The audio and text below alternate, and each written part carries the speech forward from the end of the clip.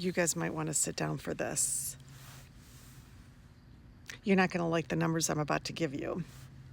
So the United States just hit a record low for infant fertility. Record low of all time since we've ever been tracking it.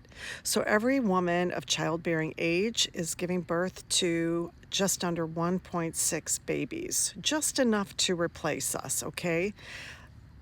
The lowest ever. And we know why that is.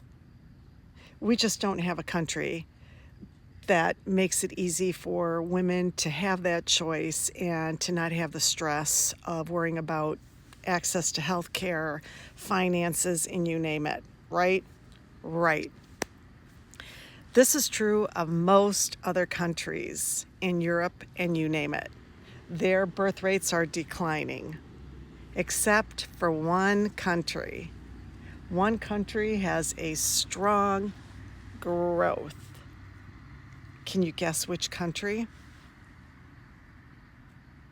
Israel. 3 babies for every female of childbearing age. And you'd be happy to know how heavily subsidized everything is. When you have a baby, the mother automatically gets a check. And then that baby gets a monthly deposit in the mom's bank account every single month until that child turns 18. And then in addition, that child has a separate account where the government deposits money that gets put aside for investments and so forth. And then, of course, their health care is heavily subsidized and college is heavily subsidized. And it's just wonderful that they have that money. Thanks to you and me.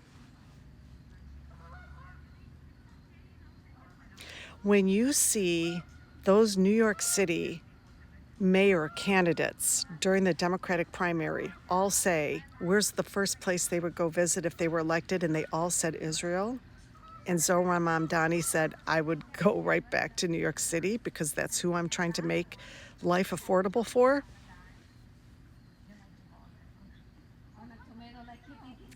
Yeah, we don't get those things here. We don't get those things here. And what this extreme right regime, per Project 2025, is going to attempt to do to boost up those birth rates is not make it financially affordable and heavily subsidize everything, because we can't. We're not taxing corporations and we're not taxing the wealthy. We need that money. They're hoarding it all. What they're going to do is continue to erode our access to birth control. As a matter of fact, the only thing that Republicans have put forward right now to boost the fertility rates is to make IVF treatment more affordable. That money, though, we are sending to Israel. We don't get it. Like, we're just being used. We're being used by so many different entities, it's not even funny. Vote in the primaries, Democratic primaries.